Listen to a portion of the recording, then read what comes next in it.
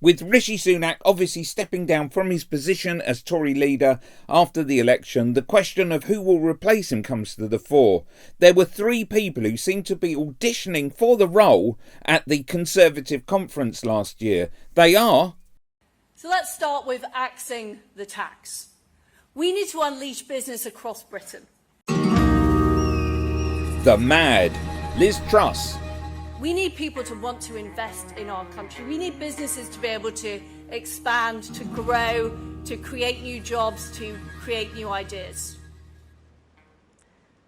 So if you remember nothing else, The bad Penny Mordaunt. what I have said today, remember this. Stand up and fight. One of the reasons why the Conservative Party has survived and thrived for so long.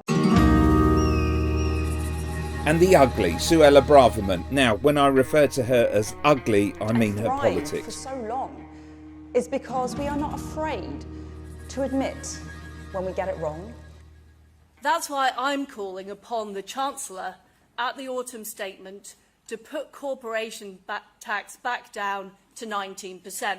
And frankly, if we can get it lower, the better. What were the main themes of their speeches at the conference? Well, Liz Truss, a mouthpiece for 55 Tufton Street, went on about cutting taxes, red tape and giving corporations free rein. She's mad to try and get back the job as PM, but she's desperate to show Trussonomics was not a failure. Stand up and fight for our families, for workers, for the protectors, for the wealth creators. Penny Mordaunt, on the other hand, was just awful, and the end of her speech has gone down in history as a joke. Who or what are we fighting against? I don't know. Now, one of the most powerful forces reshaping our world is unprecedented mass migration.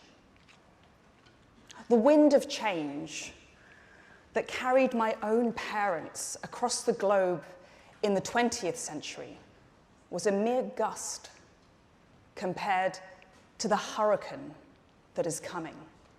And then there's Suella Braverman. What's there to say about this callous individual? She used her role, her position as Home Secretary, to whip up hatred and fear, moral grandstanding to secure the role of the next Conservative leader. Her politics are ugly, and so is her soul. Let's take a look at them all in action. And people need to hear these arguments again. The second thing we need to do is acknowledge where we are now. Now, some people have been claiming that we live in some kind of free market paradise in Britain, that somehow the problems we have are as a result of too much neoliberalism. So we need to acknowledge that government is too big, that taxes are too high, and that we are spending too much. Now, I can't pretend that politicians have done a great job of managing immigration for the last 30 years.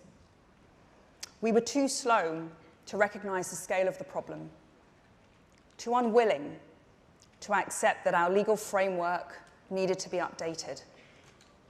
And let's be honest, far too squeamish about being smeared as racist to properly bring order to the chaos.